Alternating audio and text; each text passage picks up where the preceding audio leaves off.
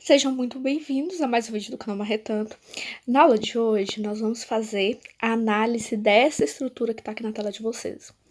Como é que vai ser feito o vídeo? Nós vamos dividir esse vídeo em duas partes. Na primeira parte do vídeo, eu vou ensiná-los como você fazer o cálculo das reações de apoio dessa viga. E na segunda parte do vídeo, nós vamos fazer o desenho do gráfico de esforço cortante e de momento fletor, tá bom? Então, nesse vídeo, nós vamos fazer apenas o cálculo das reações de apoio. Então, vamos lá. Como eu falo em todos os vídeos de isostática, a primeira coisa que você vai fazer quando você pegar qualquer estrutura em que você queira encontrar as reações de apoio, é você analisar os apoios da sua estrutura. E, como eu digo em todos os vídeos, por que isso? Porque basicamente nós temos três apoios: os apoios de primeiro gênero, segundo gênero e terceiro gênero. O apoio de primeiro gênero, que também chamamos de apoio móvel, ele tem apenas uma reação nele, porque ele só impede o movimento vertical.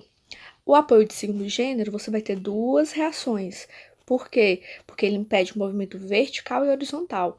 E, finalmente, o apoio de terceiro gênero, também chamado de engaste, ele vai ter três reações de apoio, porque ele impede o movimento horizontal, vertical e o momento. Perfeito. Dito isso, a primeira coisa que você vai fazer toda vez que você quer fazer o cálculo da reação de apoio é fazer o desenho das reações de apoio.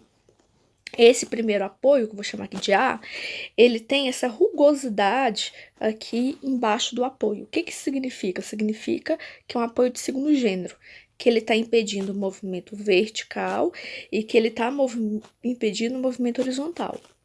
Já nesse aqui que eu vou falar de apoio B, ele tem essas duas linhas paralelas aqui embaixo do apoio, o que indica que ele não impede o movimento horizontal.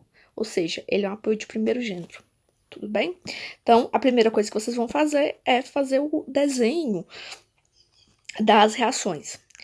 E, para isso, você tem que analisar cada apoio. Pronto. Depois disso, qual que é o próximo passo? Em todo exercício de isostática, em que eu queira calcular a reação de apoio, o próximo passo é decompor a carga distribuída. Por quê? Vocês veem aqui nesse exemplo que nós temos essa carga distribuída que tem um formato de um retângulo. Você tem uma carga concentrada de 8 kN, uma carga concentrada. Você tem uma carga concentrada de 8 kN, uma carga concentrada de 8 kN, uma carga concentrada de 8 kN, e você tem essa carga distribuída aqui de 15 kN. Tudo bem? O que que a gente vai fazer? Nós vamos ter que sempre transformar a carga, que é uma carga distribuída, em uma carga concentrada, para a gente simplificar a nossa estrutura. Então, vamos lá. Como que a gente faz para transformar uma carga distribuída em uma carga localizada? Essa carga distribuída, ela nos formou uma figura, um retângulo aqui. E aí você vai ter essa carga de 15 kN por metro atuando nessa distância de 1 metro.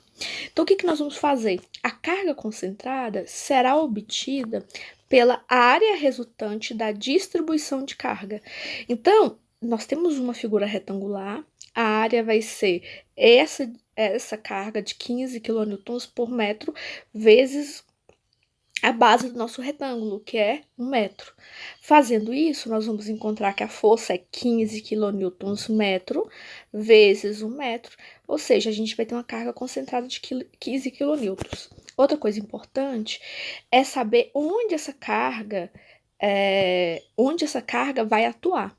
E aqui a gente sempre vai lembrar que a carga concentrada resultante de uma carga distribuída, ela sempre vai atuar no centroide da figura formada por essa distribuição de carga. Como essa figura é um retângulo, o centroide do retângulo está exatamente no meio do retângulo. Tudo bem?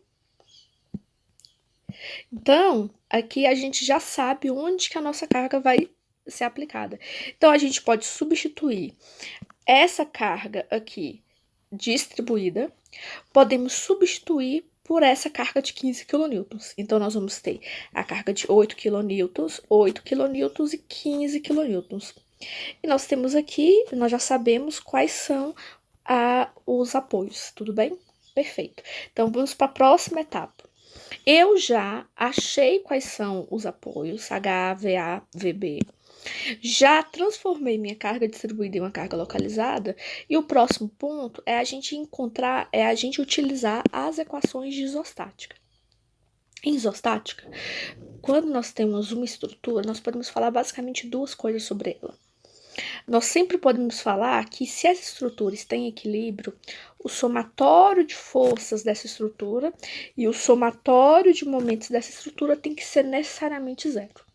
Então, nós vamos utilizar essas duas afirmações, essas duas equações, para encontrar nossas reações de apoio. Como é que a gente vai fazer isso? Nós temos aqui o ponto A e o ponto B. E agora a gente vai aplicar essas equações para ambos. Vamos lá. Somatório de forças. Bora primeiro fazer o somatório de forças no eixo X, ou seja, as forças horizontais. Na horizontal, nós temos apenas uma força atuando nessa viga, que é a força HA. Se a única força que atua na viga é HA, e o somatório de forças na horizontal tem que ser zero, esse HA necessariamente tem que ser zero. Perfeito. Vamos agora para o somatório de forças em Y. Em Y, nós temos o seguinte. Em Y, nós vamos ter as forças VA, 8 kN, 8 kN, VB e a força de 15 kN. Vamos fazer o seguinte, vamos definir que todas as forças que estejam apontando para cima vão ser positivas.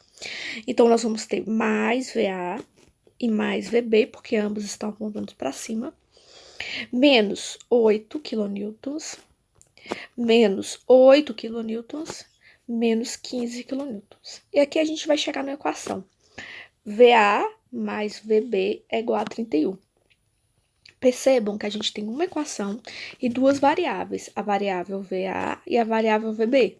Eu não consigo resolver essa equação ainda, porque eu tenho duas incógnitas, então eu preciso de duas equações para resolver esse sistema. E a nossa próxima...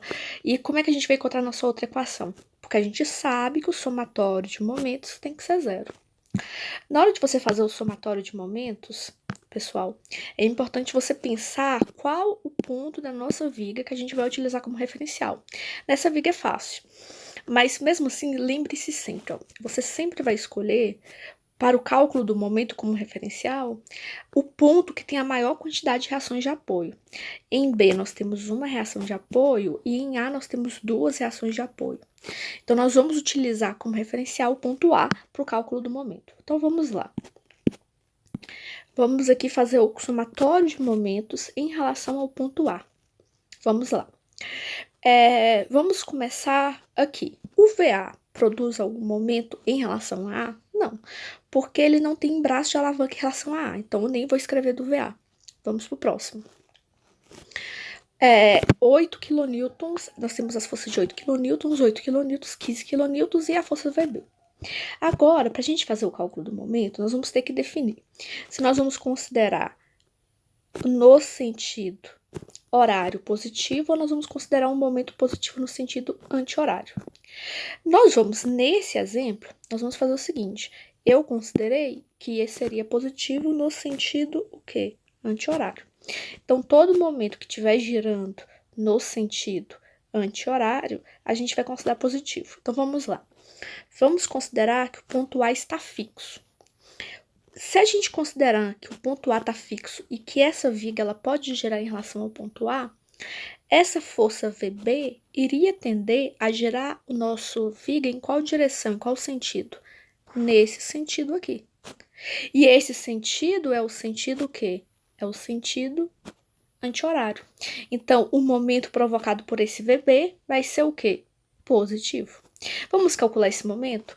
O momento vai ser a força VB vezes o braço de alavanca, ou seja, a distância de B em relação a A. Essa distância é igual a 3 metros. Então, esse momento vai ser VB vezes 3. Positivo porque está no sentido anti-horário. Vamos para o próximo. Agora, já decidimos que esse aqui é positivo. Vamos ver agora o momento provocado pelo 8 kN. Considerando que o ponto A está fixo e que essa viga possa girar, o 8 kN faria a nossa viga girar nesse sentido. Esse sentido é o sentido o quê? Horário. E a gente definiu o sentido anti-horário como positivo. Então, aqui a gente já sabe que esse momento vai ser negativo. Qual que é o valor do momento? O valor do momento é a força de 8 kN vezes a distância, que é de 1 metro. Então, vai ser menos, porque está no sentido. Porque está no sentido horário, 8, que é a força, vezes 1. Pronto, vamos para o próximo. Nós temos aqui a força de 8 kN. Considerando que o ponto A está fixo, a tendência na nossa viga é girar no sentido o quê? Horário. E a gente definiu que o sentido horário é o sentido o quê? Negativo. Então, a gente já sabe que aqui vai ser negativo.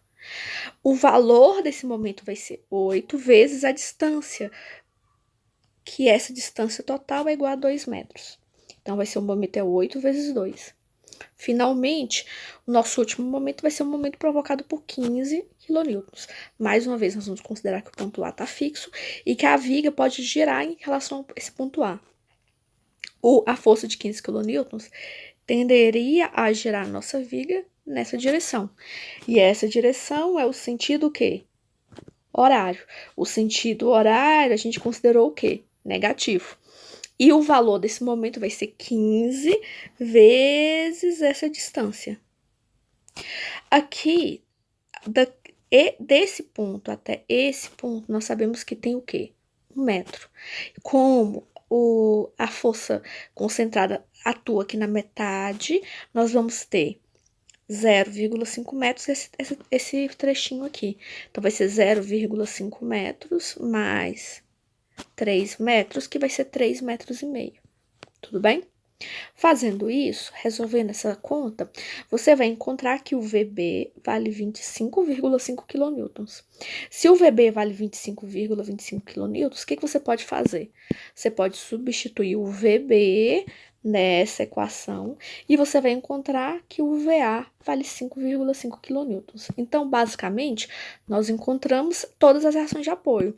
Nós encontramos que a reação de apoio VA vale 5,5 kN e nós encontramos que a reação de apoio VB vale 25,25 kN. E agora, o que a gente vai fazer na próxima aula? Na próxima aula, nós vamos fazer o gráfico de momento e de esforço cortante para essa viga.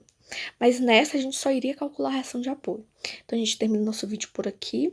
Se você gostou, compartilhe com seus amigos, se inscreva no canal e até a próxima. Tchau, tchau!